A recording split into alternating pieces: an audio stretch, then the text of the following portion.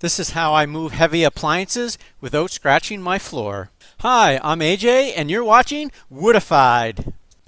I needed to move my stove so I could fix the edging on my countertop.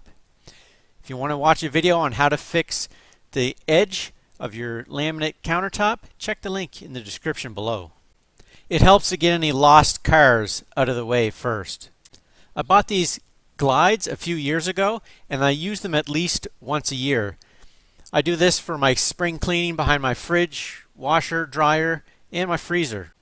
The glides interlock together so you can make a long track to move the appliance along.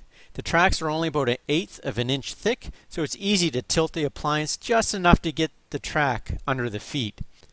I slide the track under the appliance until I hit the back leg, then I lift or tilt the appliance back to get the front foot on the track. When moving my stove, I stand on the track so they don't move while I pull the stove up onto the track.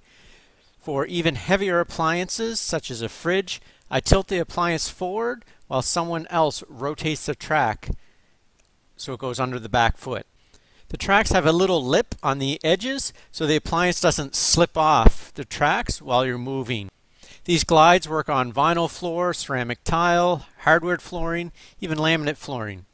Now is a good time to note that this is not a sponsored video. However, I did put an affiliate link in the description below.